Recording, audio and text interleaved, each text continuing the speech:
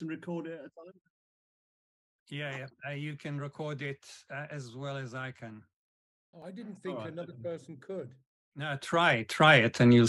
So I'd like to welcome everybody to this meeting. Well, hang on a second. I will record as well. I know other people are recording, but I'll record.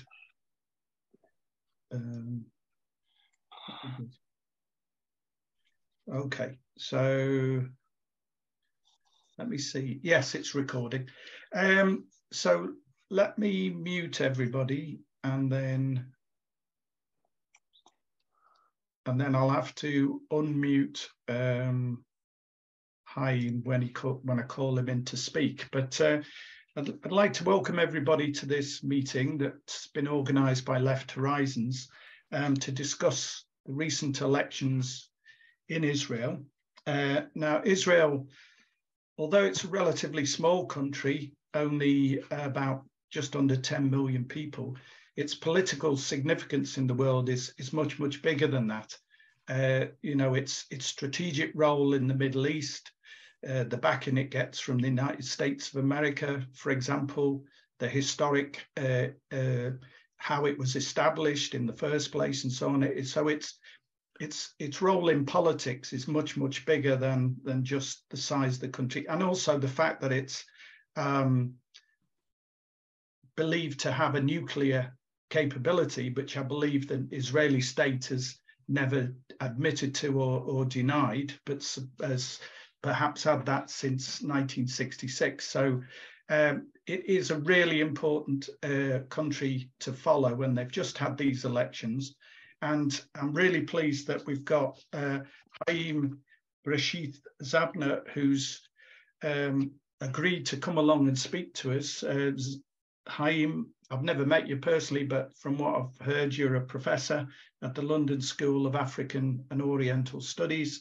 You're a filmmaker, photographer, political commentator, activist, and have written books, the most recent of which is An Army Like No Other, which, reading the reviews on the Waterstones website, it appears as though that book is well received as being a very important explanation of what's happening in Israel, the role of the defense forces and so on and so forth. I think you were even part of you were in the IDF yourself at one point, I believe, Haim. So I'll pass over to Haim, and you can maybe add anything to that biography you'd like to before you speak, but otherwise I'll hand over to you. I'll put the spotlight on you, and if you could unmute Haim, and over to you. Thank you. Welcome, everyone. Thank you for giving up an evening to come and listen to me, and thank you for inviting me. I would like to share my screen for a while because it will be easier to see graphs and some of the details. And I'll start by something that many people don't think about. I won't spend a lot of time on it, but I wish you to look at this timeline and to think which other country people normally think, but it's the US that supports Israel for the longest period. Wrong. No other country but Britain is, first of all, the most dependable supporter of Zionism, even before Israel. The timeline speaks for itself, but also it's the only one that never veered from this. Now, I know most of you, or all of you, like myself, socialists, and many may be still members of the Labour Party, which means it's not doing its job very well. And some of you that should have been already out, like me, are still there, which is very interesting. But do remember, never forget, the Labour Party, like Britain, has supported Zionism from its inceptions and never veered away from it for a second. And I was very friendly with Tony Benn, I'm glad to say. And he was one hell of a Zionist. And whatever you told him, it was like water over the duck's back. It didn't affect his long commitment to Israel. And God knows I've tried, and my friends have tried to explain to him that there was never real socialism in Israel. It didn't work. So it's not a question of right and left. And that is why when Jeremy Corbyn became the leader of the Labour Party, the shock in Israel and in the Zionist camp was total, because it never happened before. Now, not that he was an anti-Zionist, we all know, but he was not a Zionist, and that wasn't good enough, and he had to go. So for 150 years, since the Balfour Declaration, this is the story. Now, this is an interesting story because you would have thought that this month, everyone knows who's listening to me that we are now celebrating 100 years to the BBC. But did you know that we are also celebrating now 100 years to the mandate? So it took 5 years, 1917 to 22, to basically get the mandate from the League of Nations. And before that, the Governor General of Israel was a Zionist Jew. And after that, he was still there, of course, as you probably well know. So there was no hesitation on the role of Britain. Even before it got the mandate, it got the person in that was going to make Palestine a home for the Jews, as described in the Balfour Declaration.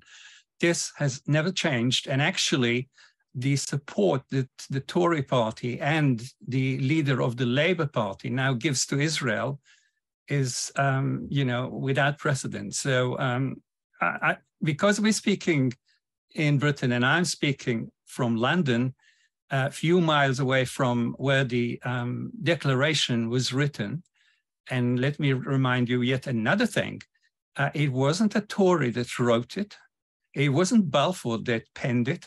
It wasn't Haim Weizmann that was all the time in the cabinet meetings when they needed him. No, it was a socialist or a progressive, C.P. Scott, the legendary editor of The Guardian, worded the declaration on behalf of Haim Weizmann, whose English was not up to the task. So don't forget that. Sorry, I'm just trying to move this. Yeah. Now, I want to also talk for a minute about this idea that Zionism, we're told by some left Zionists, and I'm not leaving that term without talking about it, but not at the moment. Some left Zionism tell you the story that Zionism was actually a very pure liberation movement of Jews. And it deteriorated, it corrupted during the years so that it came what it now is. Now, this is a very interesting meme, but it just happens to be a lie. And I'm going to the very beginning of Zionism, to Herzl in his secret diary, of which there are only 2 copies in Britain, but I'm writing here the details for those that would like to follow it. Any other version of the diaries is not complete. Only the publication, which is called The Complete Diaries, etc., published in 1960 by the Herzl Institute, is actually complete. And in this complete diary, you can find some very interesting things that were not really written elsewhere and not published at the time. So Herzl is speaking about colonization. He is a colonial and is establishing a colonial bank that was called the Colonial Bank of Palestine. Imagine, yeah? he's talking about transit that later Zionists called transfer, which is basically a form of ethnic cleansing. He denies in his plans any return to the land after the population was basically expelled in very complicated means for expulsion, not military at that point. And let's look at the text. So the first thing, the anti-Semites will become our most dependable friends, and the anti-Semitic countries are allies. We want to emigrate as respected people. Now, wasn't he correct? The anti-Semites and anti-Semitic regimes of the whole world now are Israel's best friends. And this whole thing was written in about a week in June of 1896. It makes for very sobering reading. Let me tell you now that 100% of Zionists have not read it because they don't need to read it. They know what they want, and they want what he said, but they didn't read it because then they would probably think a bit. And when I say 100% of Zionists, I don't mean Israeli Zionists or even Jewish Zionists. I mean 100% of Zionists means about 60 million people. About 50 million of them are in the United States, as you know, and they're Christians, and they're waiting for the end of days. So none of them has read this. None of them read, when we occupy the land, we shall bring immediate benefit to the state that receives us. Which state? We must expropriate gently the private property of the estates assigned to us. All these, from the blue one to the purple one, are all on the same page, page 88. The whole thing is online. If you do the search by the name of the book, you will find the whole text. It's a scan of the original book. It's full of mistakes, as any scan is, but basically everything is there. We shall try to spirit the penniless population across the border by procuring employment for it in the transit countries, while denying it any employment in our own country. In our own country, yeah? It's not their country. It never was, supposedly. The property owners will come to our side. Both the process of expropriation and the removal of the poor must be carried out discreetly and circumspectly. I mean, think about the language. Wow. Let the owners of immovable property believe that they are cheating us, selling us things for more than they are worth. But we are not going to sell them anything back. So we're not going to sell them anything back. We're going to expropriate the country. We are going to spirit the penniless population across the border, transit countries, and denying it employment in our own country. It now has become their own country because he has expropriated it. So I think Zionism has never been different. But people didn't read this, and nobody told them what Zionism really wanted. They talked about a Jewish home. They didn't talk about taking over a country and settler colonializing it. This is what has happened. So I want to say that in the mind of people in Israel, if you asked them a week ago, what are the elections about? And this is a question we must ask. They would say, let me just stop the share because I don't want to spend, sorry.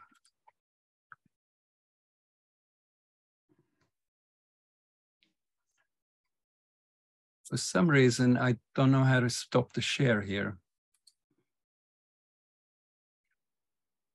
It should be at the top, a red button. Right. Yeah, you're right. Sorry.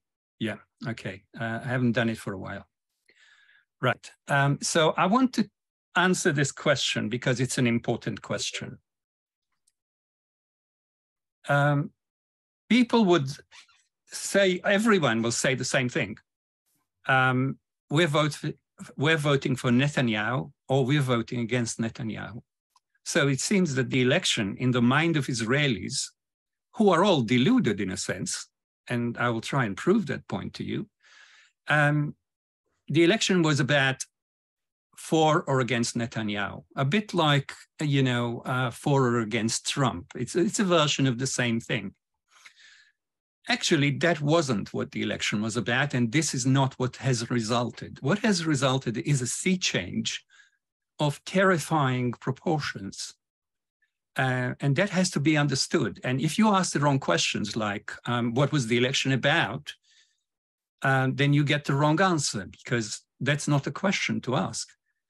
The question to ask is, what has resulted in the election? And that will give you the underlying narrative of Israeli Zionism at the moment. So one thing that happened, and I'll just go, if I may, to the numbers and share it again. Just to remind you, these are the numbers. Yeah, the Likud got exactly what it had before. Yesh Atid has got more or less what it had before. This is Lapid's party. Religious Zionism is a party that didn't exist. And the three parts that make it up have had less than 5 before. So now they are tripled. It's very important to note that the 3 parts are a neo-Nazi party, another neo-Nazi party, and I'm not telling you a nice story here, so I'm not going to sugarcoat it and call it extreme right and so on, because it's not an extreme right party. It is as a neo-Nazi party, and I'll explain why I say that.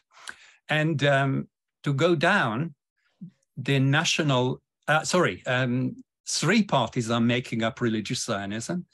The third part, the smallest one, is a homophobic party, an official homophobic party, which is not just against any rights, all of them are against any rights for Palestinians of any kind, Palestinians, citizens of Israel, Palestinians with no citizenship of any country, which is the most of them.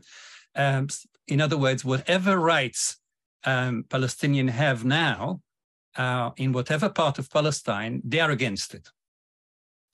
They are against Palestinians being in Palestine. But they are also homophobic, which is an interesting thing, which we should never forget to use, because Israel has advertised itself as a country which is, friendly to gay people. The National Unity Party is what the Israelis call the Generals Party. This is a party led by 3 generals, all of them responsible for thousands of deaths of Palestine. And its leader, Gantz, who was the chief of the army in 1914, actually published an election campaign that basically was a flyover over Gaza on a drone, actually shot by a Palestinian, which he pirated. And over this flight were superimposed the numbers of rockets that he was responsible, of course, all on his own, shooting down, but more to the point, 2,567 Palestinians that he managed to kill. And that was his main point of his candidacy for being the Prime Minister of Israel. So these are nice guys, obviously. They got 12, they had something like this before. And now, as we go down, these are two religious parties, Shas with 11, which is almost doubling what they had, and Torah Judaism, which just added one to what they had before. But if you think about religious Zionism, Shas, and United Torah Judaism, they have doubled their power. Then you have Israel Beitenu, which is the so-called Russian party. A lot of them are not Jewish because they came because Israel is the only place that would give them a home, and I'm not against that. I just am against the fact that Palestinians don't have that right to live there. And it is led by someone who is calling for a total transfer of Palestinians from their own land. In other words, all those parties which I have enumerated until now, every single one of them is asking for transfer of the Palestinians from their land and making a point of numbering the people that they are responsible for killing. There are come to what is called in Israel Arab parties, in other words, representing Palestinians who are citizens of Israel. The United Arab List, which is a religious party, and a party that will work with Netanyahu if he invites it. They're collaborating. And I think he will have a problem inviting them because of all these religious parties that he's got. But he will try to do that. I don't think he will succeed. Either the religious people, all those three parties, who are including neo-Nazis in the main, half of them are neo-Nazis, more than half, are not going to accept Arabs in government. But let's see. So we come to the last Palestinian party, Hadash Ta'al. These are progressive parties that came together. And the third party of the Arab, the party called Balad, which is a nationalist left-wing party, did not pass the minimum set up to actually kill it, of course, and it didn't pass it. Labour, remember, the last party with the smallest number of votes is the party that ruled Israel until the end of the 70s. Isn't this interesting? This is a party that called itself socialist, that said they are left-wing, and that indeed never were socialists and never were left-wing, because I don't think that the party responsible for the Nakba or for the military government of Israel for 19 years until 1967 can be called socialist. They would not accept a single Palestinian into their kibbutzim, of course. There was nothing socialist about that party. But because it was called socialist, it was totally rejected since the end of the 70s, and it went from, listen to that, about 54 MPs in the 50s to 4 MPs now. This is a picture of the change that happened in Israel. Now, I want to, what has happened now is that what Herzl has written in his secret diary, and I asked the chair to give me a 5-minute, because I can easily talk about it for hours and I don't want to. So please give me a 5-minute, for the 30-minute line, and I will stop speaking because I'm interested more about to hear what people say, and I want to debate the questions that they want to get answered. Time. I'll keep an eye on the time and then give you a 5-minute prompt. Yeah, I appreciate that. I don't trust myself to do it. Now, basically, what has happened is that Zionism, in a sense, has arrived. That's the sea change. The sea change is, for many decades, Zionism was what it is now. Yeah, it was a racist, militarist, xenophobic party. It wasn't as religious as it is today. But please look at the reports emanating from, I forgot what it's called now. There is an American, if anyone reads my book on the IDF, I used those, let me just look for the name of the, sorry.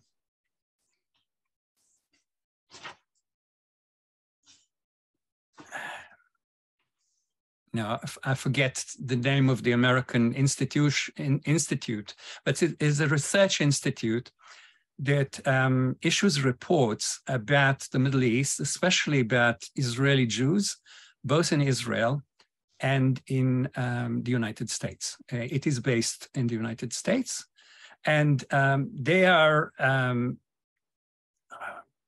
very accurate reports.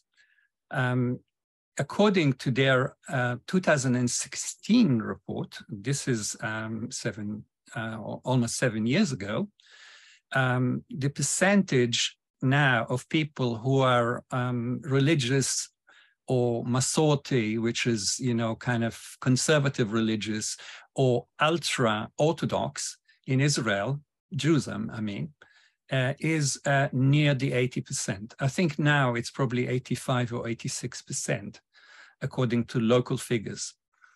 90% of people who call themselves religious Jews are against rights for the Palestinians, okay? 80% of the Jews, or more than 80%, are now religious, and 90% of them are against rights for Palestinians, not just Palestinians living behind the Apartheid Wall, but Palestinians living in Israel as an Israeli citizen, supposedly with full rights. They never had full rights, of course, but now they have much less than they had 10 years ago, and even 5 years ago, and even 2 years ago.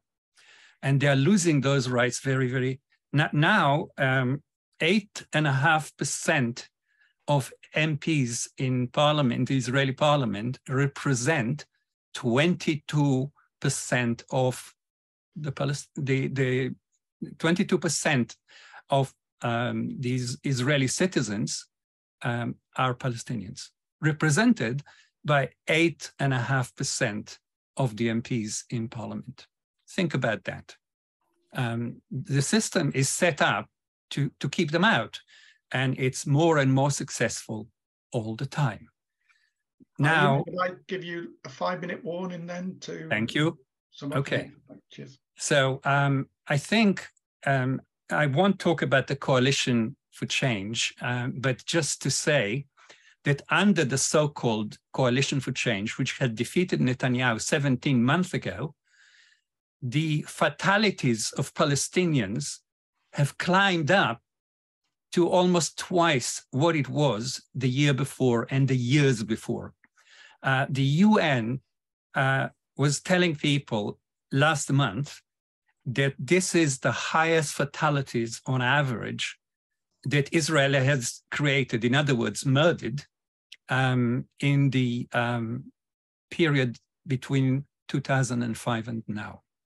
So this is the great change that was brought by the so-called left-center coalition.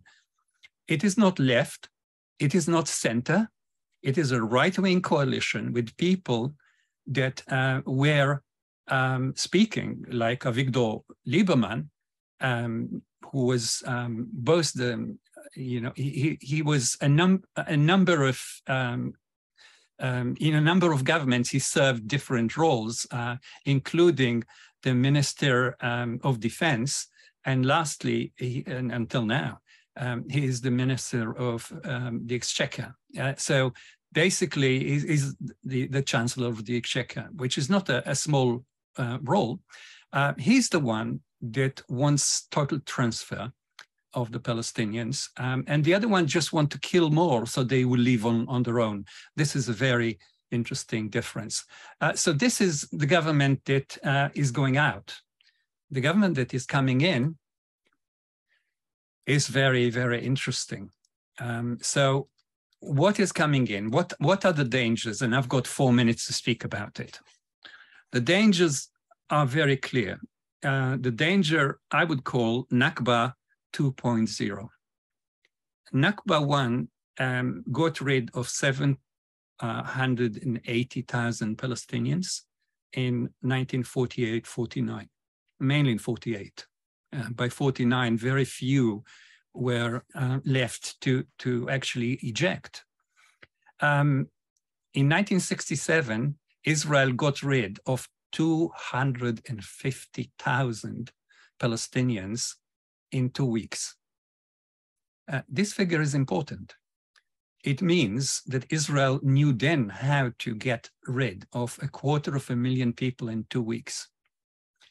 And in Haaretz, unfortunately, only in Hebrew, they did not translate those into English, as they never do things that are supposed to be damaging to Israel.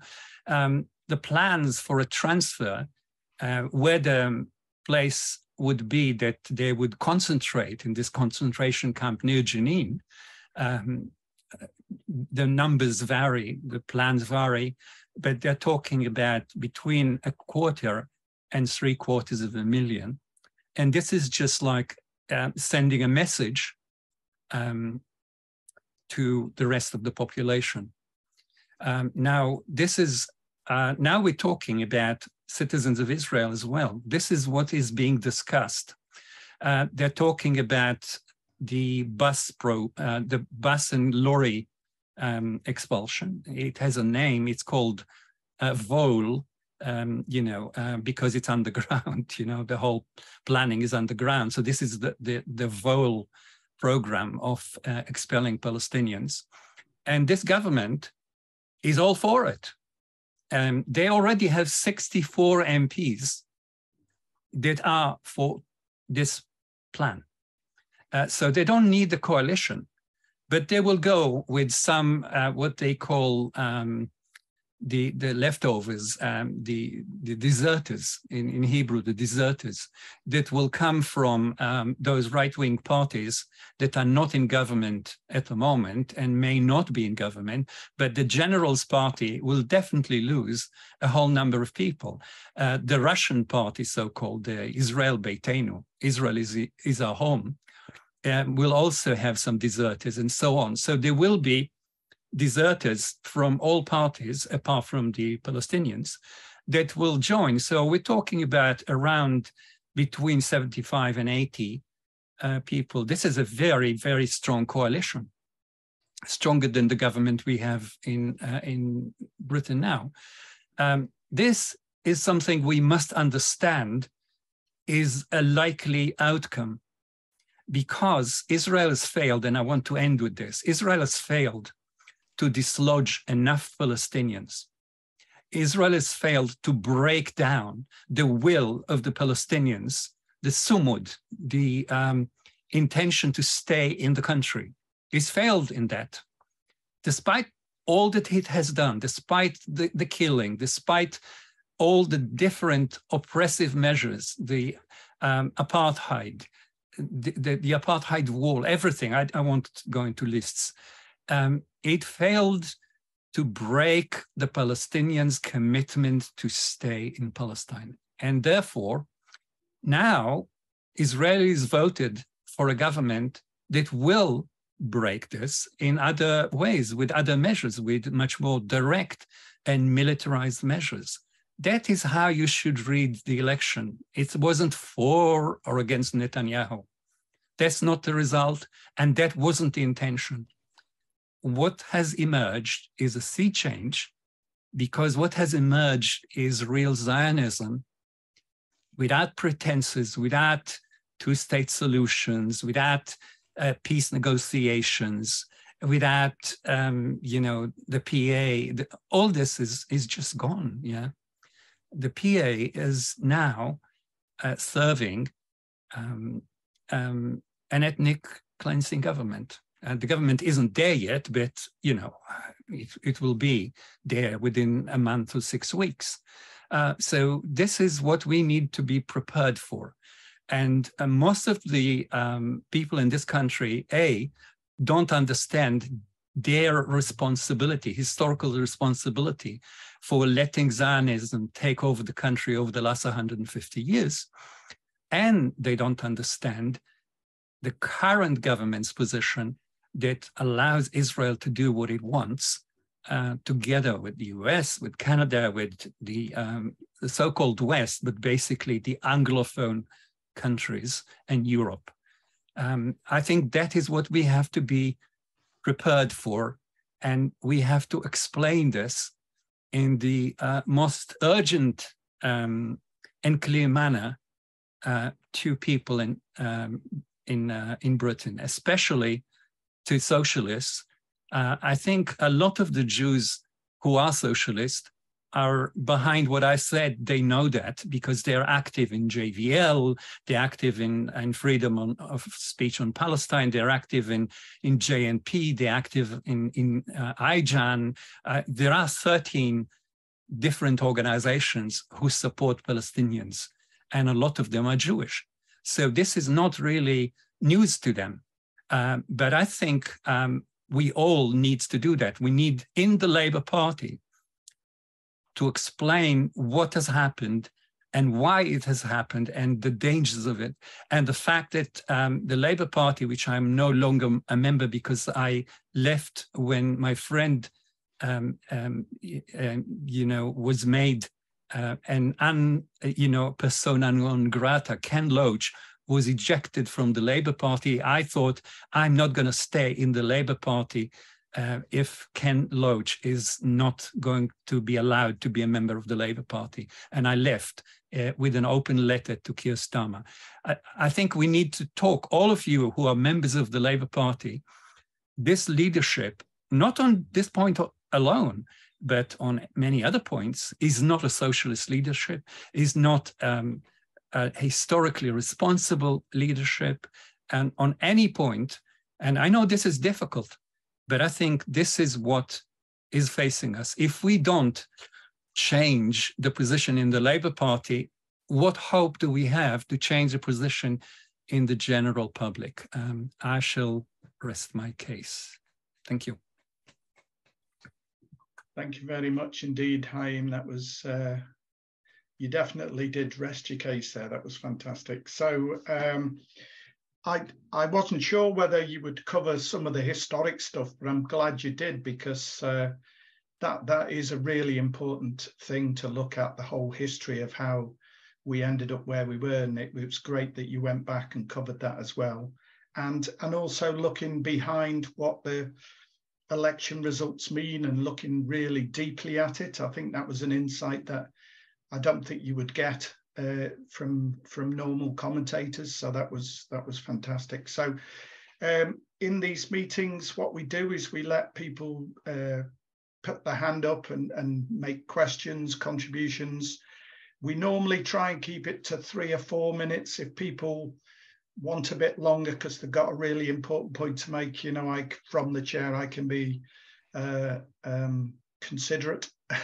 But if people could try and be concise and not say things that people before them have said and so on. But so having said that, let's get cracking. So we'll go to Tony Greenstein first, if you can go first, Tony. Yes, thank you, Chair. Can you all hear me? Yes. Yeah. I won't have a problem saying what other people have said before me because I'm the first person.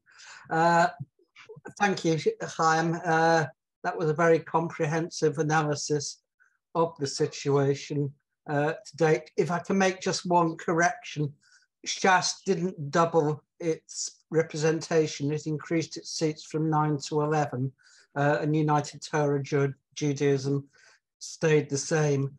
In fact, my own take on that is that the traditional Haredi parties, the ultra-Orthodox parties, will probably in the long term decline as religious Zionism gains an increasing percentage of their votes. I think something like 20 or more percent of the young Haredis are breaking from those parties anyway.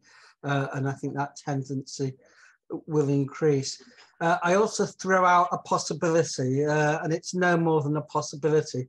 The election of Netanyahu's coalition with religious Zionism at its core is deeply perturbing, if you like, to the US administration for all the reasons that you said, that it casts away the mask, if you like, from Zionism. And I wouldn't put it past Netanyahu, and I just float this as a possibility, that if Netanyahu gets bogged down in negotiations with religious Zionism, for instance, over whether they can have the security ministry, which I suspect he will not be happy with at all, that there could actually be a coalition with what you call the Generals Party. I just float that as a possibility, no more. But I also think that there are good things, if you like, from this, because we've seen the virtual disappearance from the Knesset and from the political scene of Labour Zionism, so-called left Zionism, in particular Meretz, the total hypocrites party, which speaks left and acts right, has disappeared from the Knesset entirely. And that is a tradition going back right to Mapam. And it's quite an amazing phenomena. In the first elections in Israel in 1949, Mapam, which was a so-called Marxist party then, Marxist Zionist, and the Israeli Labour Party, got between them 65 out of the 120 seats in the Knesset, an absolute majority. And in fact, Ben-Gurion recoiled at that and didn't include Mapam in the coalition. He went for what became the National Religious Party instead, because Ben-Gurion didn't want to depend on Mapam, which was then a pro-Soviet party. But today, I mean, they've got, what, 4 mandates for the Israeli Labour Party, and it only just crept into the Knesset. So we are seeing a complete disappearance of that strand, because it's outlived its usefulness, if you like. I mean, the danger of Labour Zionism, of course, was it always held out the illusion that a two-state solution was possible, whereas I think we understand that it's not possible. But the 2 states have served as the disguise, the smokescreen for continuing colonization, because people always say, oh, well, yes, we don't like the occupation, but there are negotiations which will eventually result in a Palestinian state. Well, we know that's not true.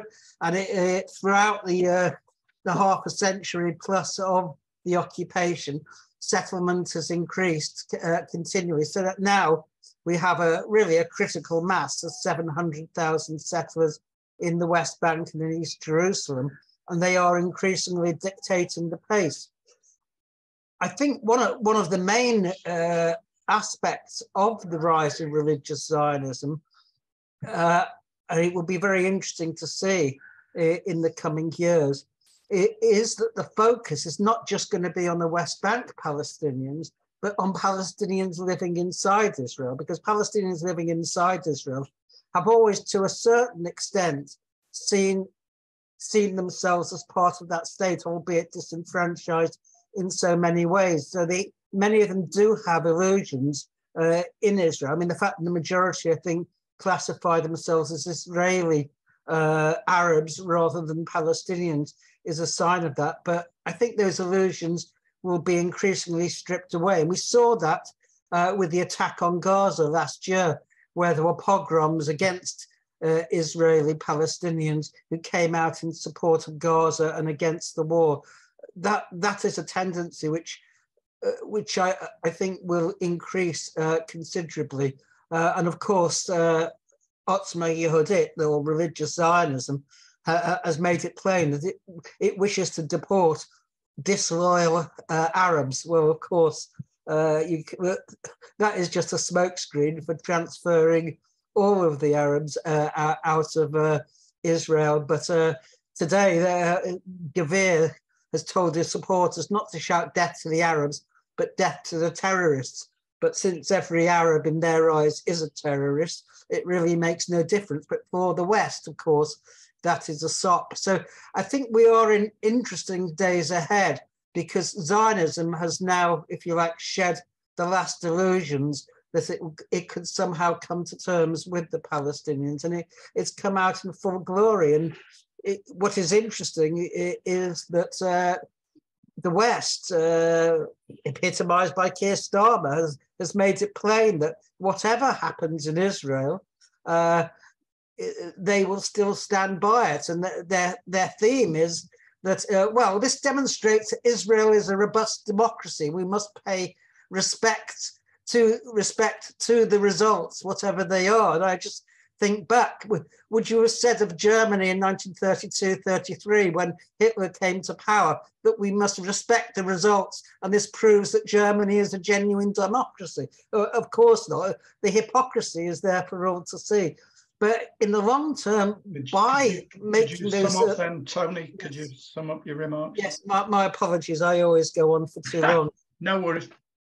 But by voting in what Haim quite correctly says is a neo-Nazi party, I think the majority of the population, not including the elites and the establishment, will be able to see through it much more clearly. Of course, the Zionist institutions will do their best to fight a rearguard battle, but in many ways we should welcome the results as clarifying what Zionism is about in a way that hasn't been possible before. But as I say, do be prepared for some surprises in terms of coalition building in the days and weeks ahead. Thank you, comrades. No, thank you, Tony, for your contribution. Next person then, if I could call in, is Richard Meller, who from the United States. Yeah, sorry to come in so early, but I'm not sure how long I can stay.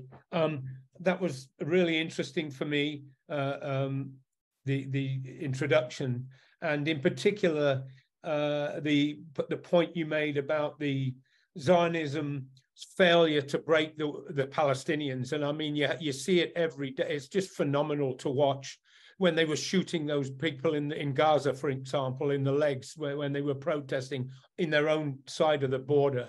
It's just unbelievable, the will of the Palestinians.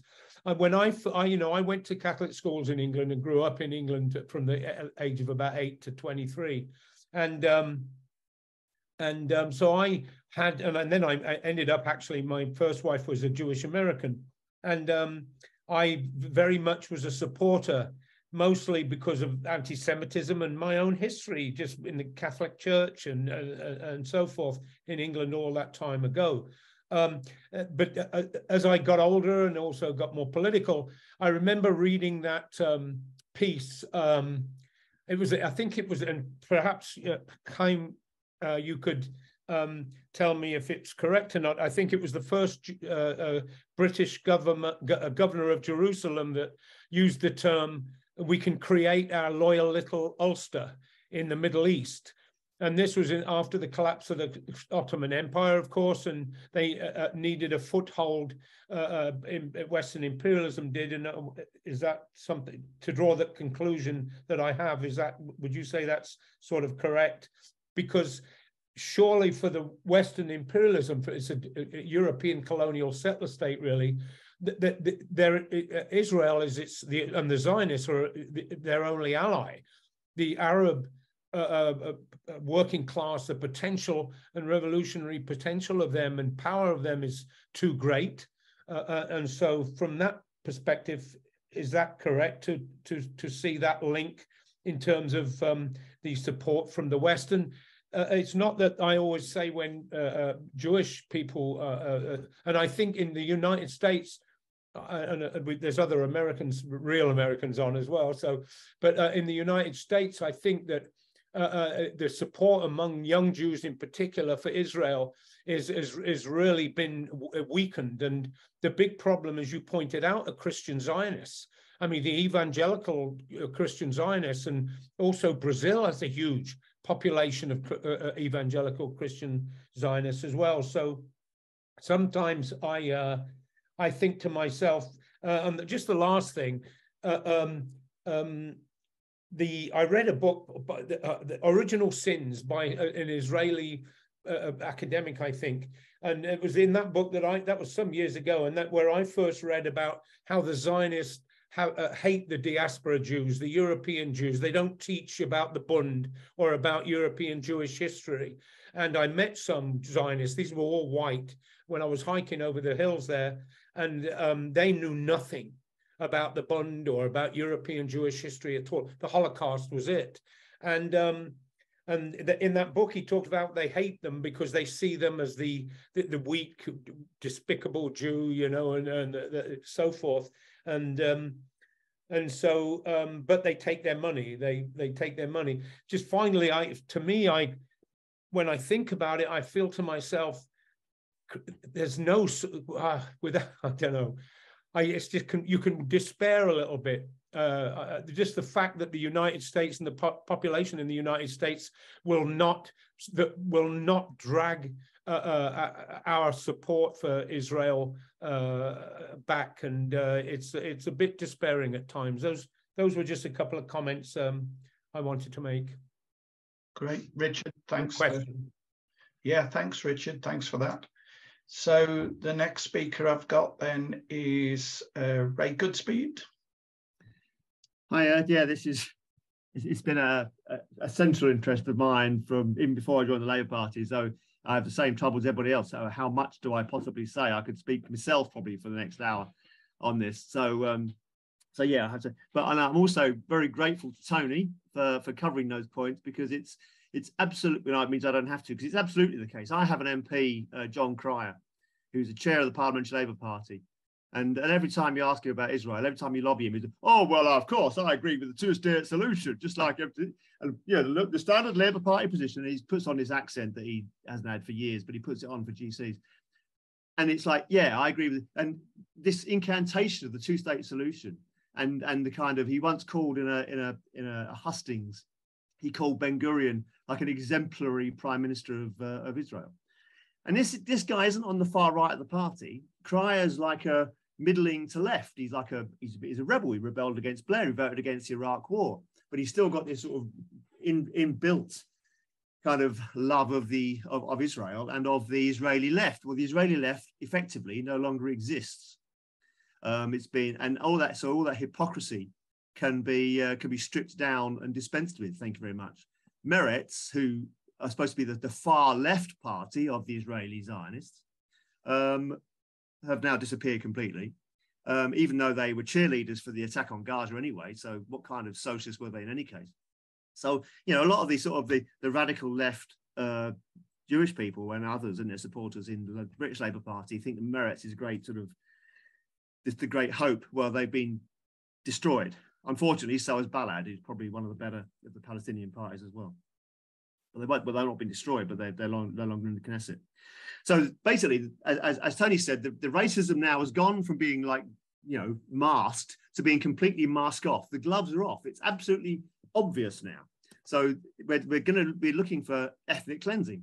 And so really, all this blather that we've had for decades, even on the revolutionary left and the far left, about one state, two states, three states, four states, pick a number and double its states. This is all nonsense, because really the only game in town in the immediate future is a defensive battle to prevent the no-state solution, to prevent the absolute ethnic cleansing and the destruction of Palestine as an ethnic state, as an ethnic entity. But that has a problem, because we're socialists. We're not just people we're not just progressives, whatever that word means, who are in favour of people's national rights. We're socialists. We want to achieve a socialist world. And if we achieve a socialist world, that has to mean a socialist country in that area between the river and the sea. So what are the forces that can bring that socialism to that area? Now there's a split, I think, in the British left. I think certainly some elements have always put their faith, I think. This was always true, I think, to some degree of the old militant, and it's probably still true a little bit of the Socialist Party. It's certainly true of the AWL, of whom we do not speak. Whose main thrust, I think, is mainly focusing that if you like, the main forces for change in the whole of the Middle East will be the Israeli working class. Now, of course, I'm going to make it absolutely clear. we have to make overtures to the extent that we can. We have to make overtures to the Israeli working class and the Israeli progressive middle class as well. And of course, there are Israelis who have an absolutely stunning record in supporting the rights of Palestinians, and they are socialists in Israel and they support the rights of Palestinians. What you can't do, or what some people on the left are tricked into doing, they can't sort of, they can't win the Israeli working class by going soft on defending the rights of Palestinians. They can't sort of temporize, they can't compromise on that. If you win over Israeli workers, it has to be on the basis of Palestinian rights being included in that. So obviously, given the fact that any kind of even remotely socialist groups in the Israeli left have now been destroyed effectively, obviously, winning over the Israeli working class is going to be a tricky process.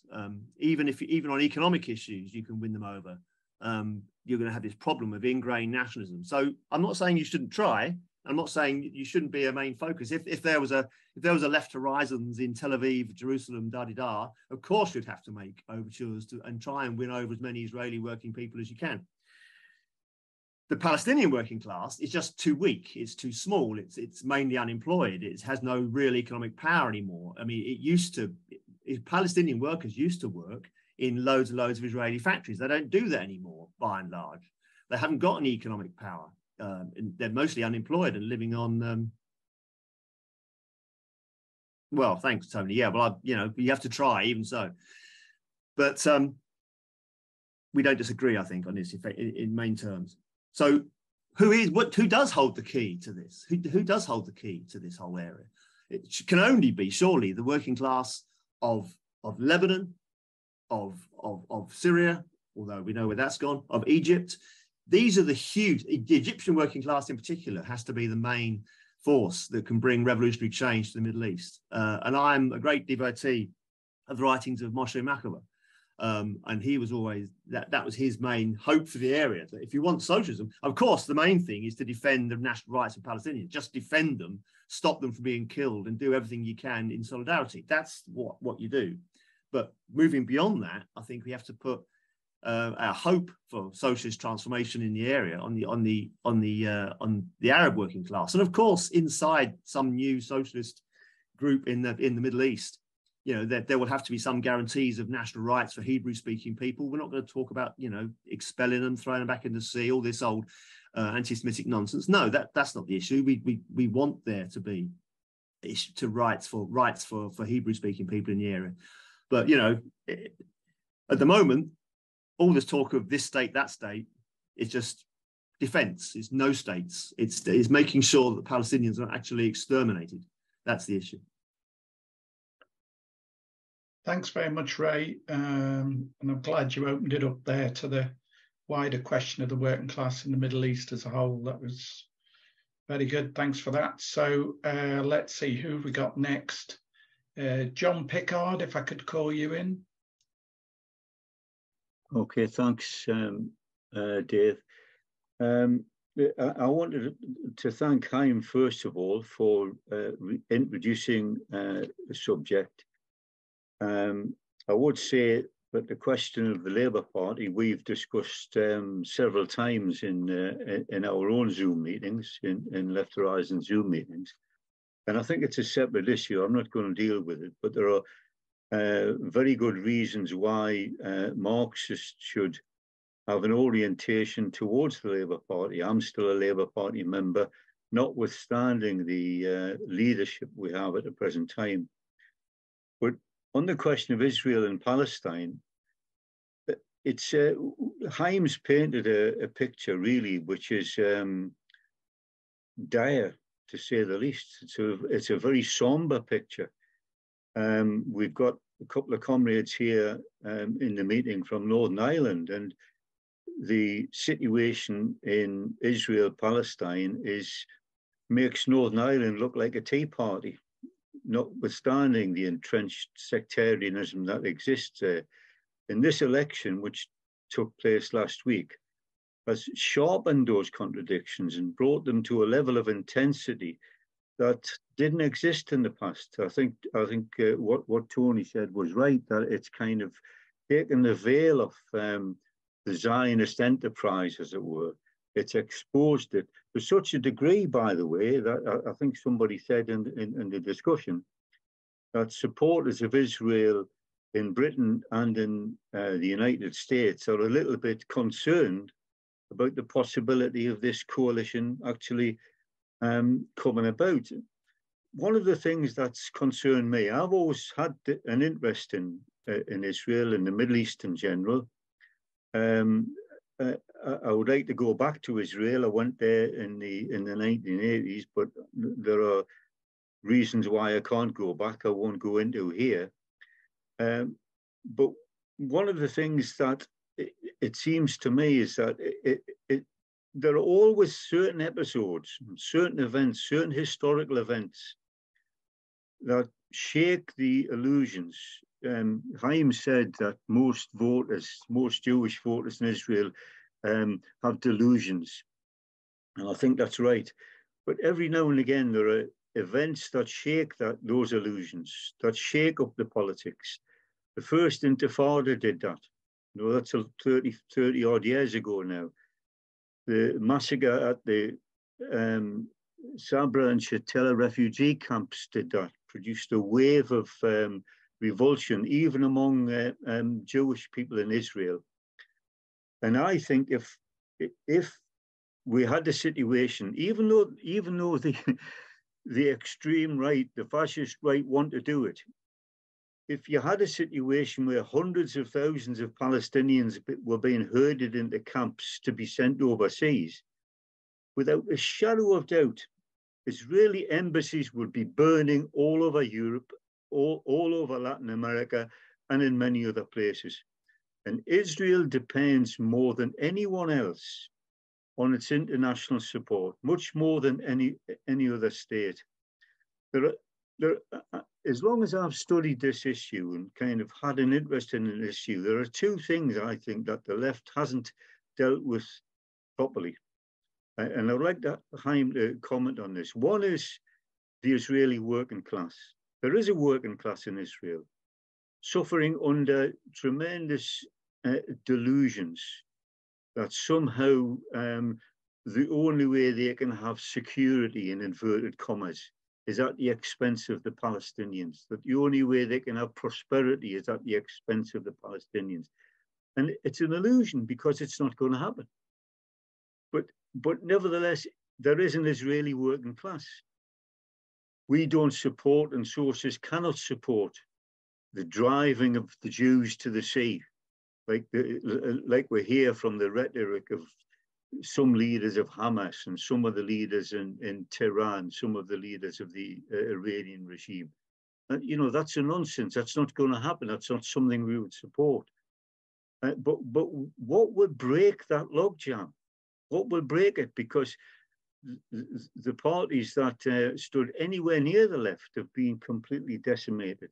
And so that's an issue that the left has to address. You cannot ignore that as an issue.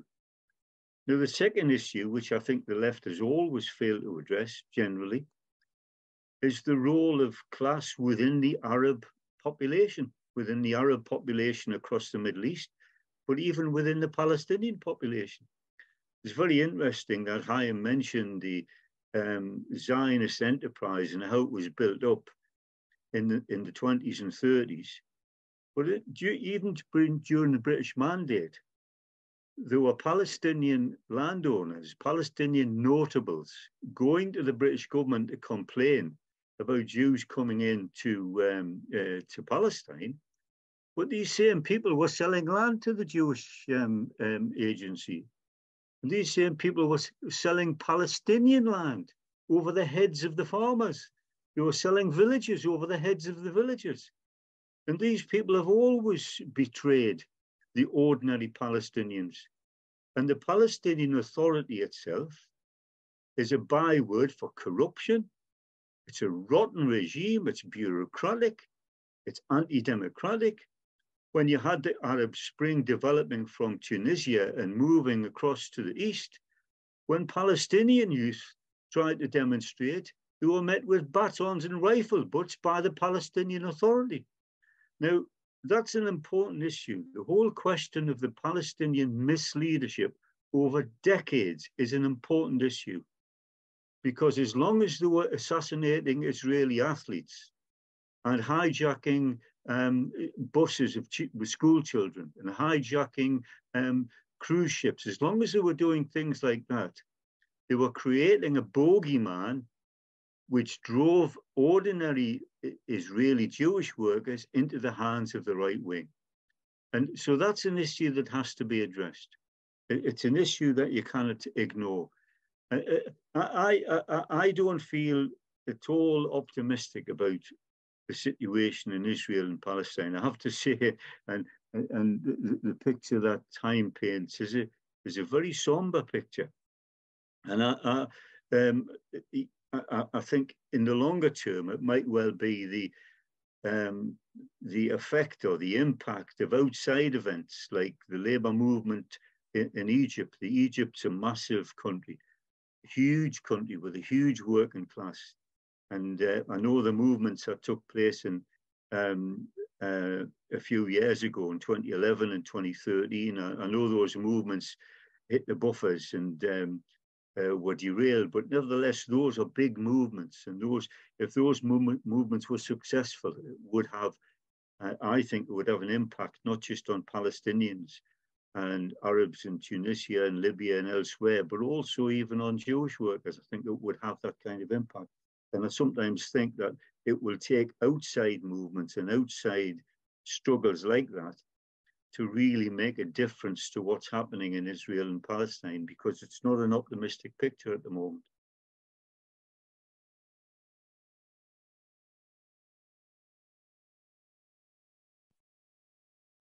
Thanks a lot, John. And I think as Tom Rollins said on the chat there, you know, the situation in Iran, the Iranian working class is something to be contended with as well. And just before I move on, just John, I think was a little bit modest there about saying he's got a sort of an interest in this part of the world. He's written a lot on it. And of course, he's written a book, not only going back to, you know, the Balfour Declaration over 100 years ago, but he's written the book Behind the Myths, the Foundations of Judaism, Christianity and Islam, which is really a history of that, all of that area. So I would commend that book to people who've not read it. It's an excellent book. So let's see who we've got next to call in. Right, the next person then. Right. Oh, I don't seem to have any hands up. Let me just go back to the. Has anybody got their hand? I think up? Robin was waiting. Robin. Let's see, Robin. Where's Robin? Right. Yeah, I just wanted to sort of come down to basics. Haim, thanks very much. It was really chilling, interesting discussion, debate. As he knows, we've met him before. I'm from Lambeth and Wandsworth, Palestine Solidarity Campaign, and putting it down to basics, what we are really concerned about and what we're doing. And it's not the two-state solution, all that. We have had arguments with our MP, Labour MP. We have a large number of left Labour members, of which I'm one, left Labour Party, just about staying in. Most of them are like at that level. Quite a few have been suspended because they're Jewish also. Yeah. But the thing is, what I want to be really basic about is what we can do, because what we do on the streets is we go out in Britain and the issue about what people understand Zionism, that's irrelevant in Britain. Most people don't give a stuff. They haven't got a clue. You don't talk about Zionism. It's about Israel and about settler colonialism and apartheid. And when we do that about once a month on the streets, we get a lot of quite positive response, and we have had a lot of leaflets, a lot of information. We circulate a large amount of information, which I will do with Haim's talk tonight, where it's recorded, and I'll circulate it to our members. And we have 180 members, and we have 600 or 700 supporters list, which we can send it to watch. But the crucial political points I'm trying to make is that the whole issue about the expulsion of Palestinians from Palestine, and I've been there three times myself, but not since 2016. But it's so crucial, and we are actually also running parties to get people who I've got one in December who don't know much about Palestine to come and talk about it and give donations to children's exhibition activities, mental health activities in Gaza, about the bombing in Gaza. I mean, all those, I'm sorry, but in terms of what I'm doing day to day and what we're doing is we are trying to spread this. And in Britain, the argument about Zionism is actually within the Labour Party, it's absolutely appalling. But without elsewhere, most of the population haven't got a clue what Zionism is. It's nothing to do with it. And in fact, interestingly, quite a lot of our members who were Jewish, never actually said they were Jewish till all this blew up. So I'm just saying that on the positive side, I want to be practical and down to earth. We're not talking, we cannot influence. I've been a trade union official for 25 years. We cannot influence trade unions in Israel. We cannot influence or talk about what workers are doing in Israel and so on. But what we can do is do it in Britain. Thanks very much, Robin. That's good campaigning work. So good on you there. So has anybody else got anything they would like to say? Any questions even? So it doesn't have to be a contribution. If people would like to ask a question or something, I'll let people back in who've been in before. So over to you, Tony. Yeah, I was just going to pick up on the latter points that Robin and I can't remember who else mentioned. Basically, class politics in Israel, being a settler colonial state, are completely different from what you might call bourgeois democracies in the West, which is that in the settler colonial society, the working class forms an alliance with its own ruling class. And that was true in South Africa, where the white working class was the most reactionary section of the population. It's true in Northern Ireland today, where likewise the Protestant working class supports the UDA and the UVF often, and succumbs to the slogan of no surrender. It was true in Algeria and so on.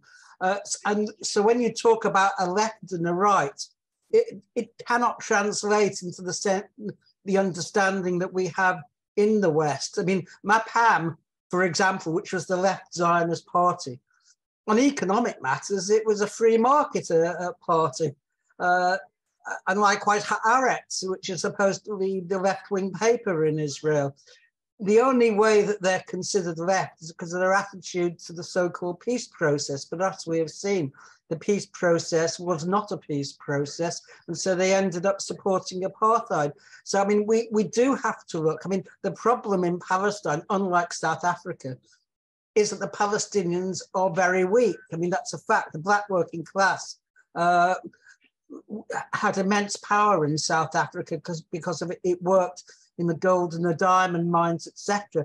Zionism was different from South Africa apartheid because it wants to exclude the Palestinians, not incorporate them as cheap labor. And that's why they don't have the same strength. And so we must look to the Arab working classes, because after all, why is Israel supported by imperialism. It's not because of the Jewish vote or the number of Jews in America. I mean, that's a fantasy. The United States supports Israel because it's in their interest to. I mean, who was it? It was Reagan's Secretary of State, Alexander Haig, who, when questioned about United States support, defended and said Israel's an unsinkable aircraft carrier in the Middle East. It's cheap at the price. And that's why the US supports it. And Israel's role is to also guard over the Arab client regimes. And there's been a number of occasions when Israel has intervened, for example, with Black September, in order to prop up reactionary Arab regimes. When Mubarak was overthrown, Netanyahu and Shimon Peres were distraught at the possibility of losing their ally. So that is the clue that in the end, the Arab working class is coming together with the Palestinians, which will see the overthrow of Zionism. I can't see any other scenario. Thank you, comrades. Thanks, Tony. I'm very conscious that we've got to give time for Haim to sum up, and there's been lots of points raised. So the people who are going to speak next, I'll just take you three, and then I'll ask you to be quite brief. And so that I can give Haim as much time as possible to conclude the meeting. So over to Tom Rollins. So I missed the very beginning of the meeting, and perhaps Haim mentioned it then, but if not, can you just say a little bit about the economic situation in Israel now? So obviously in Britain, we've got austerity, a cost of living crisis. What about the social conditions in Israel today? That's it, thanks. Oh, well, that was quick, Tom. Thanks. Right, we're doing well here. So let's see who we got left with their hand up. Mike Kennard. Yeah, just following on from what Robin was saying. I'm also very active in PSC in Peterborough. And the Labour Party's almost dead up around here, and so it's very important that we do this work. But we've actually created quite a lot of links with the Muslim community here, but also we've been working with JVL, Jewish Voice for Labour, because they have been disproportionately attacked by the right-wing leadership of the Labour Party, precisely because they are anti-Zionist. So yeah, in this case of building in this country, I think it's a case of building coalitions. I was at conference this year, and there was a total disgrace when the card vote was refused on the issue of referring back the pathetic reference to the Palestinian Israel-Palestine issues there. So as I say, it's a case of from the Labour Party, the membership by and large, I think, is still very much pro-Palestinian. But clearly that the leadership is doing everything it can to suppress that. So as I say, case of building coalitions. Thanks very much, Mike, and thanks for being brief as well. So we're going to get through this quite well. So Mark Langerbeer, I could go over to you.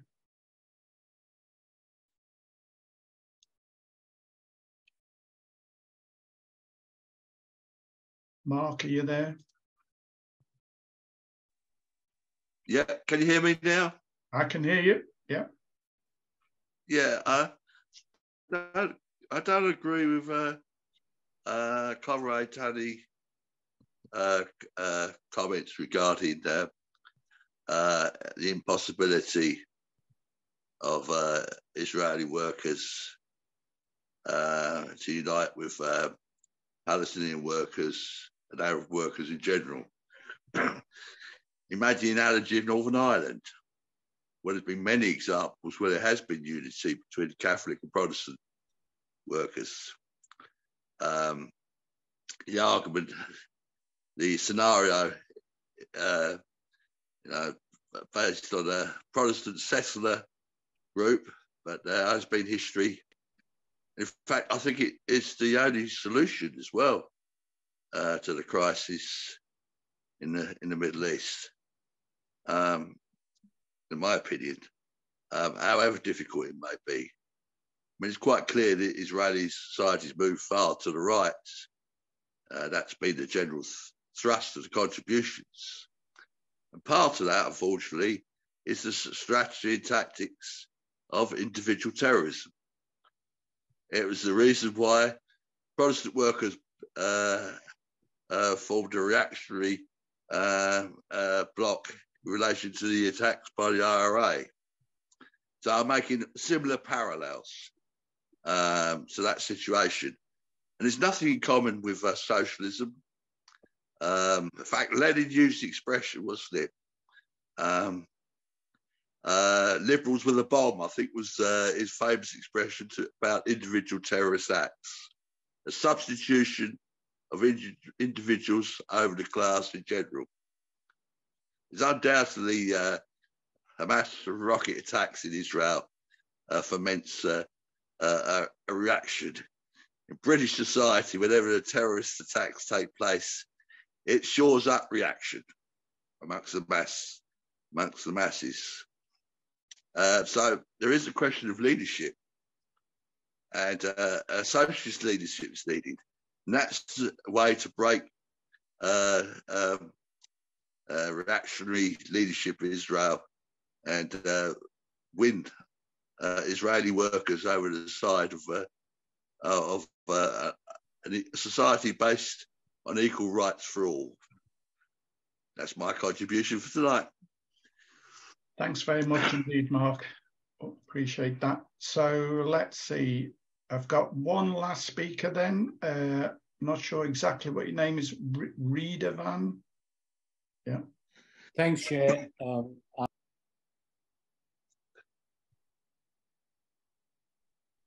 can't hear you, Lieberman. Thanks, Chair. Is it okay now? Yeah. Do you want to switch on your video, or would you rather keep it off? My camera is not, when I put the camera on, I've got a problem with the computer. All right, no worries, no worries. When we talk about the working class, I didn't hear much about organized working class inside Israel itself. And there the role of the Histadrut in particular comes into play.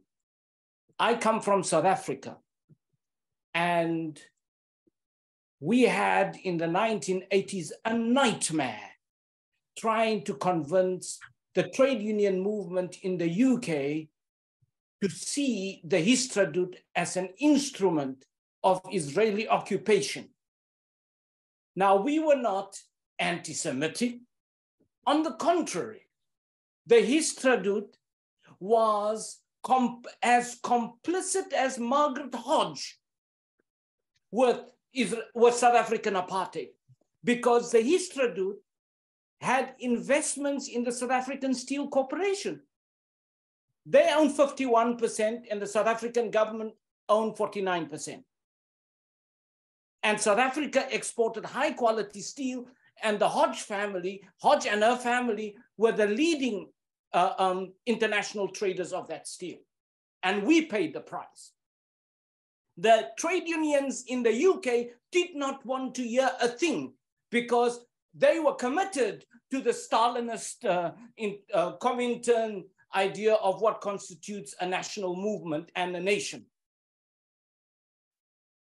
The Histadrut also was a conduit to supply the apartheid regime with weapons. And we could not convince the trade union movement in this country. So today, the Israel that we see today, like the Labour Party that ruled Israel for decades, the trade union movement inside Israel was an instrument of settler colonial occupation, displacement, disinheritance, and expulsion.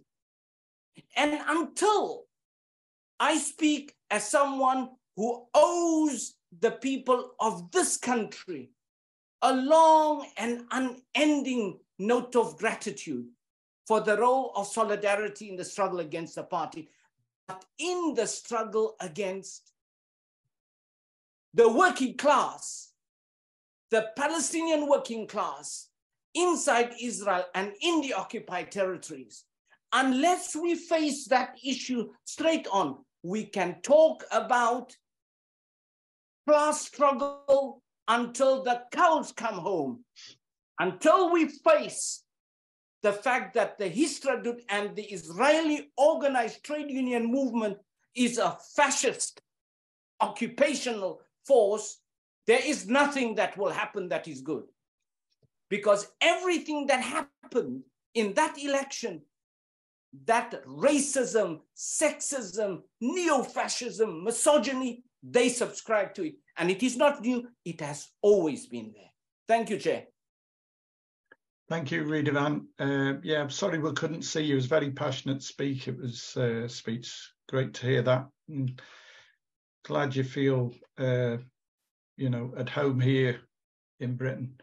So I will see what we've got.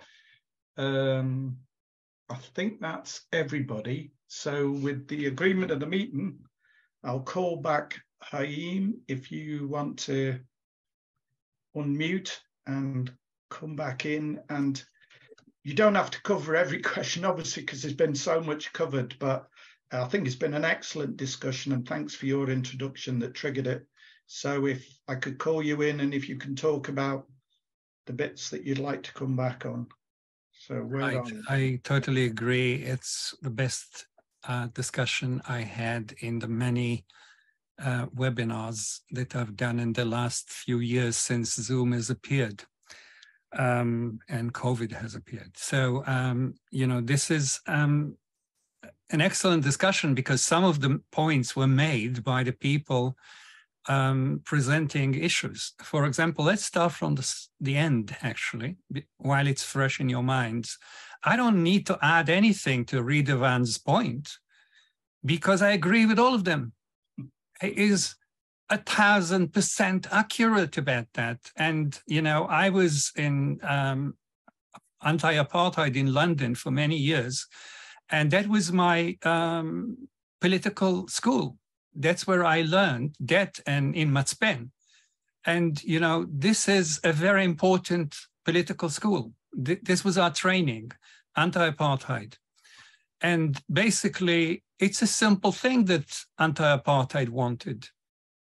A single democratic state for all South Africans.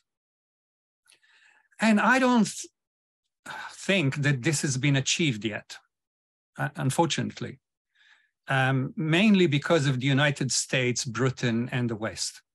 And this is another topic. I won't talk about it. Lieberman can talk about it even better than myself. But that is why we don't have equal rights, proper equal rights in South Africa today.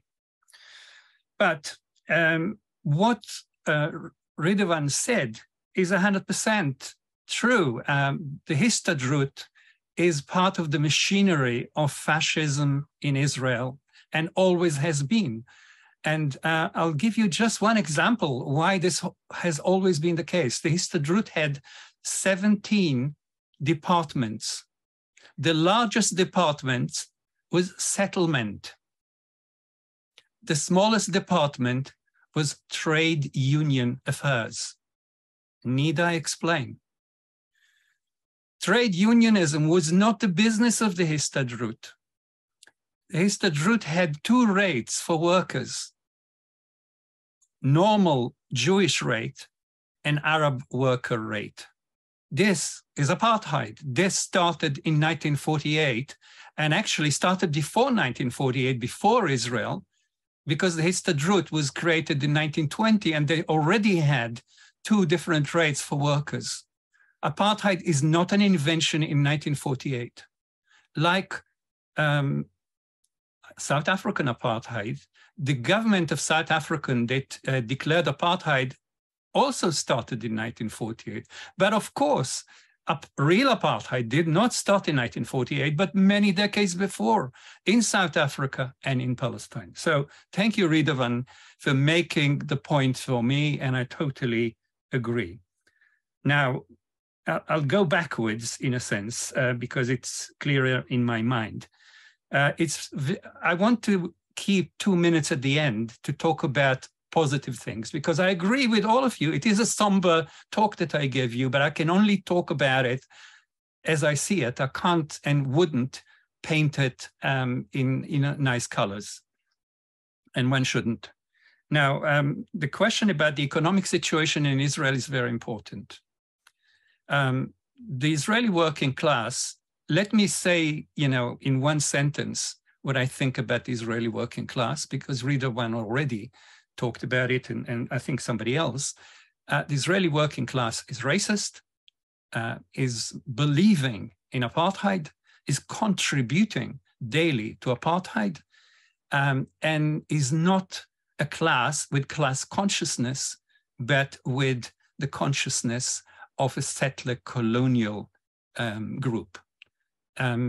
When South Africa was presented with end apartheid by all more or less the members of the UN, and the game was up, the leadership of the white people in control did not go to the workers of South Africa and ask them, do you want to end apartheid? You know why? And they said so in the books that they have written many years afterwards, of course, not at the time. They said that the working class of South Africa, of the white working class of South Africa, would not vote for ending apartheid. And so they didn't go to them. And if you remember, the call of South African workers was white workers of the world unite. Think about that. When you suggest that we go to workers of Israel, whose call could be Jewish workers of the world unite. So basically, they are not for a moment believing that Arabs have rights. And I'm saying this, this is a big thing to say all of them. Of course, there are some people, I don't know them personally, but I don't think that the people here actually spoke. Anyone here that suggested going to speak to Israeli workers, none of you spoke to them. I have spoken to them for years, and my colleagues have spoken to them for years. So we speak from experience, and you speak from, hope. Hope is a very nice thing, but it has to be based on facts. So the economic situation in Israel is better than anywhere. Why? Because Netanyahu is a genius, or the Israeli government is full of geniuses, because Jews are smarter, or all kind of shit like that? No. Israel is getting, until the Ukraine war, more money from outside than any other country. And actually, it was proven, more than the other countries together. What US has paid and is continuing to pay to Israel until February this year, and I'll come to the February this year, and they have paid more to Israel than the rest of the world got from the US together. I'm sure you know that. Much more, not a little more, much more than the rest of the world put together. So Israel is getting the single largest one-way financial transfers in the world. So of course, it's a very rich country. It's richer than Britain. If you look at, Jewish population calculations, it's richer than Britain. However, inequality in Israel, because the Arabs are really, the Palestinians are really at the very, very bottom of this pile, is higher than any other country in the developed world. But of course, to be a Jew in Israel is to suffer less than the bottom of the pile. So Israelis, as you remember, you should remember, in 2011 were very affected by the Arab Spring and went into the streets with the tent, the tent movement that built tents everywhere in Israel. And it was a very serious movement, apart from the fact that, as a Marxist, I have to say, it was all poppycock because they were not political. They wanted cheaper things. For example, they wanted to buy flats, which are very expensive in Israel, cheaper. Well, that's a nice thing, but that's not a politics with an analysis. They wanted, especially, it was called the yogurt campaign, because yogurt and its price that has, you know, gone up like 4 times in a number of, like a year, was becoming impossible for them to buy. But more than anything, it wasn't a protest of the working class. The working class did not take part. Please take this and remember it. The working class in Israel, either Arab or Jewish, had nothing to do with the tent protests. And the more people wanted them incorporated, the more they resisted, because they knew these are middle-class people. They'd want things to be cheaper because the middle class was suffering. But of course, the working class was suffering much more. But there is a distance between those classes in Israel, which is incredible. And I don't have time to say more about it now. So the situation in Israel is good because of the US support, but it's about between $5 and $6 billion a year. But actually, it always is more because Israel is asking for special editions, and it is getting them, like Ukraine, you know. I just want to say something about this, though. In February 24th this year, the war started in Ukraine. In the period between then, which is actually about 8 months, in those 8 months, Ukraine got more than Israel gets in 5 years. Just take this in. Israel, the country that gets so much money, Ukraine already is getting in 8 months 5 times. So that, if you calculate a very simple formulation, you'll see that Ukraine will get between 8 and 9 times the money that Israel is getting. In other words, the US cannot continue doing that. 2 things emerge from it, which we should think about carefully and we should use.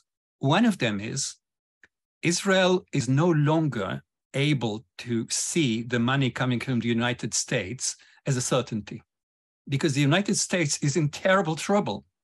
This will not probably come, you know, tomorrow morning in the results as a fact. But, you know, many more people in the United States are now in real trouble than ever before.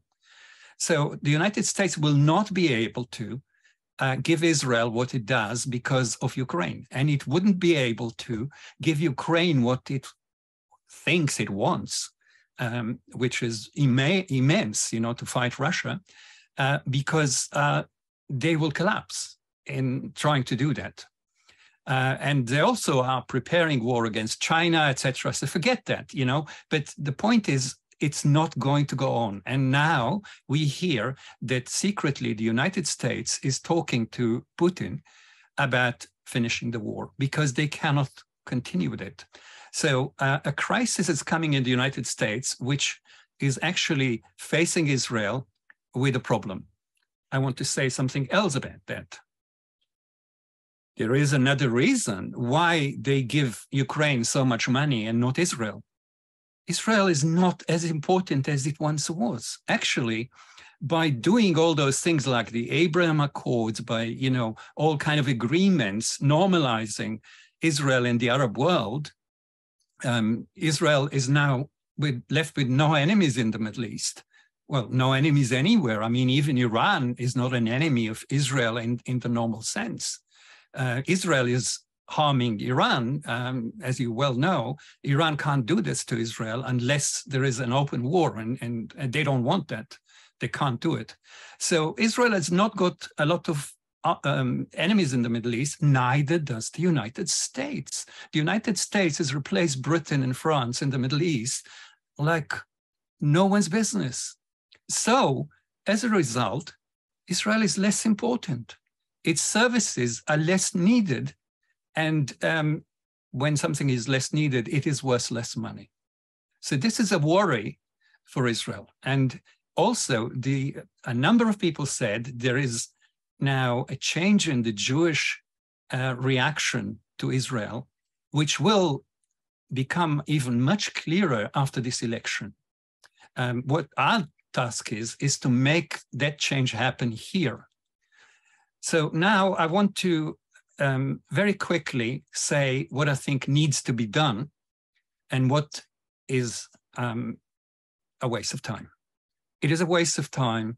You know, as a Marxist, I know that this is true, whether you think it's right or not, because you haven't tried it, you haven't researched it, and to apply, you know, just a worn-out formula to a situation which is different from Britain, is very different from Ireland. In Ireland, there was a very strong and consistent pressure from the United States for a solution. Without that, I don't think there will be a solution. The United States did exactly the opposite of what it does about the Palestinians. It said, you must come to a solution and you must stop treating the Catholic population as people to be rid of, you know. Now that is not because they are progressive, but because there was pressure, of course, of Catholics in the United States, many of them Irish, but not only. So the role played in Ireland by the United States is the opposite of what it has played in the Middle East. And don't make those comparisons, because they're not accurate. So I'm being harsh because I don't have time. So what else can we do? What should we do? What nobody said here is what we've done. All of us, I'm sure I know some of you who I knew from the anti-apartheid movement, and all of you know that the only reason, apart from the black resistance, armed resistance and different resistance to South Africa, to apartheid, was the fact that the whole of the world moved to boycott South Africa, to sanction it and disinvest. Now, there is a BDS movement, and nobody mentioned it, and so I do, that is organized, that is efficient, that is correct in its analysis, and we should support it and fight in every party and in every group and in every trade union and in schools and in councils. Everywhere we should support, and I'm saying this as an Israeli Jew, it is my duty to support BDS like the whites who supported the anti-apartheid, like the people we know and love. Some of them live in this country, Ronnie Castro's, etc. So they said, and I'm glad to say that a lot of them are Jewish, and I'm proud of that. So we must support the Palestinian struggle for liberation and freedom and equal rights. And BDS is the major machinery that we have and we are not using.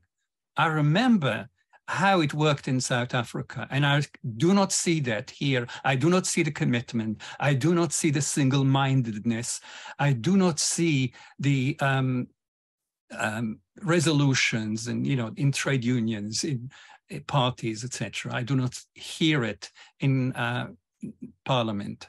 Now, Haim, you said early on that you're going to leave about 2 minutes for a positive at the end. Could you think about getting to that? Yeah, I'm coming to 2 minutes. Yeah, I'm actually doing it. Yeah. All right. Cheers. Thanks. BDS is exactly what I wanted to suggest is what we want to support.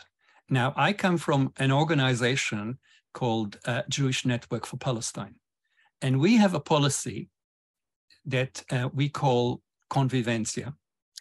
And this is a policy based on history of Jews, Muslims, and Christians. And give me 2 minutes to speak about it, because I think this is something positive as opposed to a lot of the things which were somber and negative that I had to say, because they are somber and negative.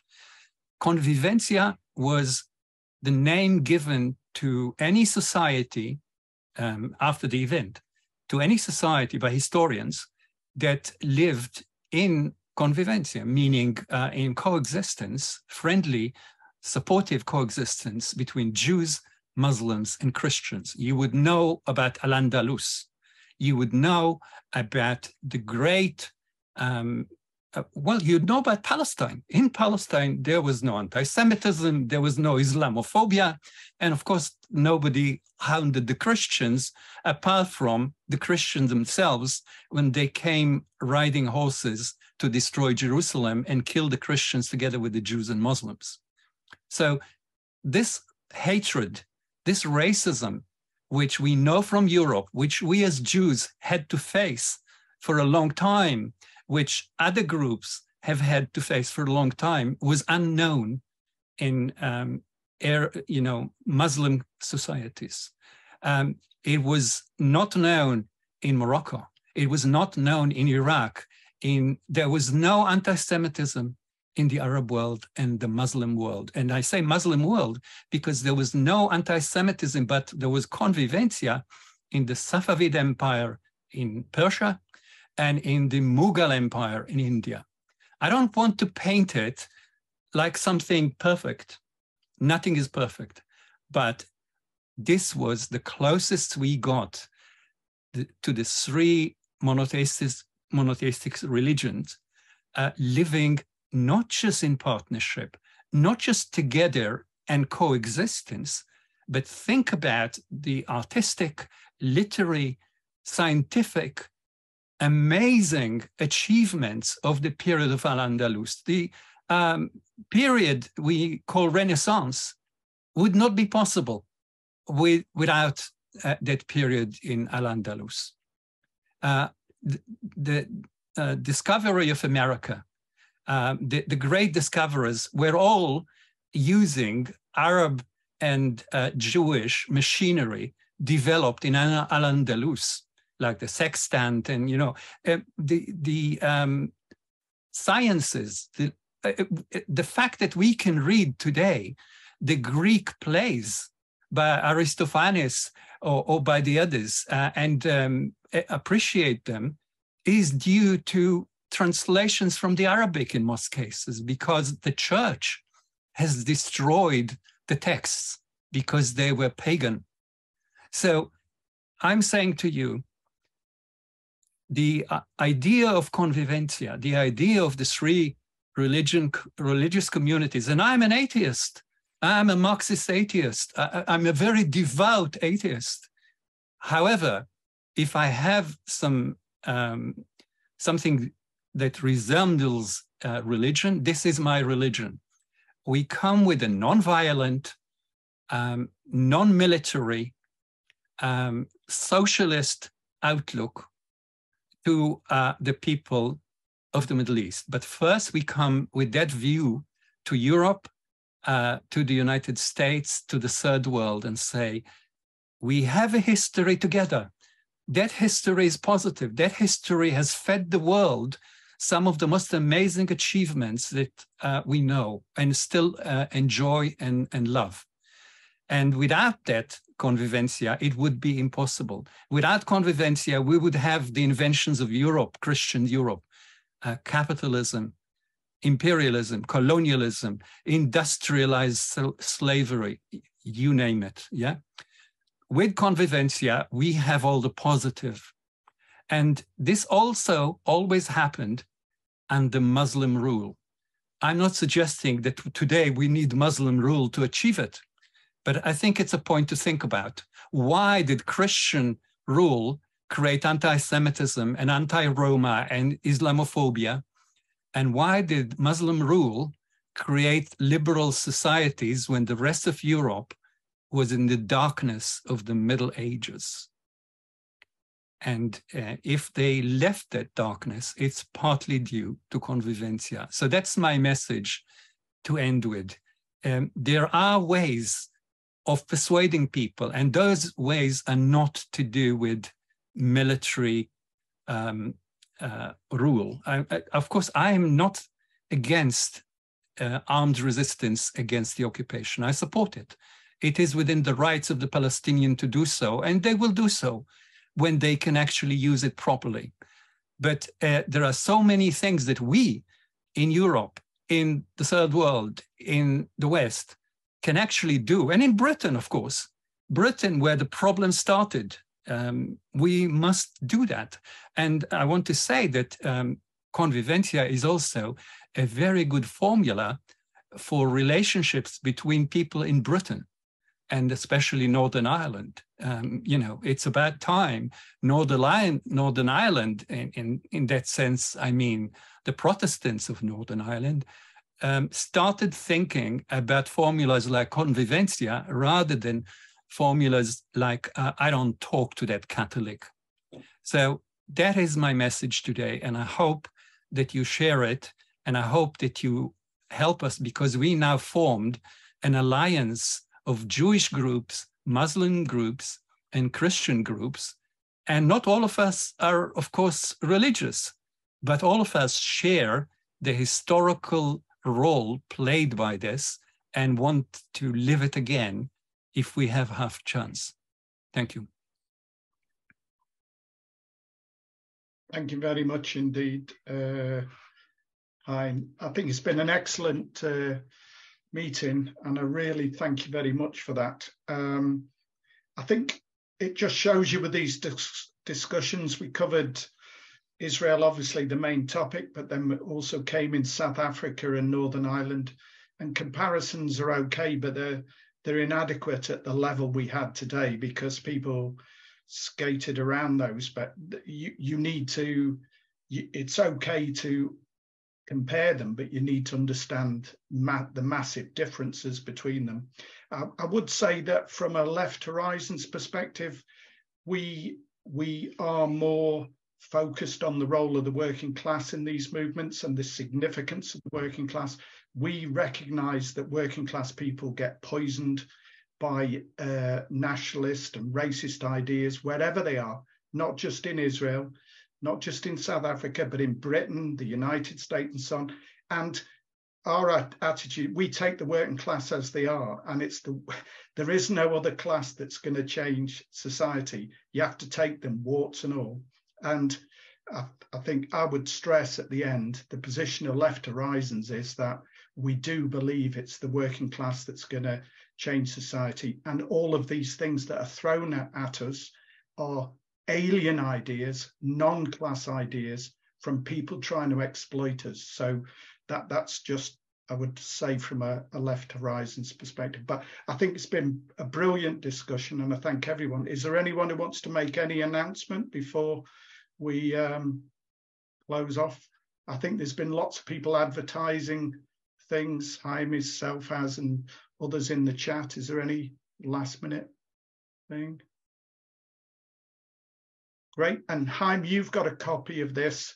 We'll get a copy and we'll put it onto YouTube. So you can use yours, obviously, wherever you want to, and we'll put ours on our YouTube channel.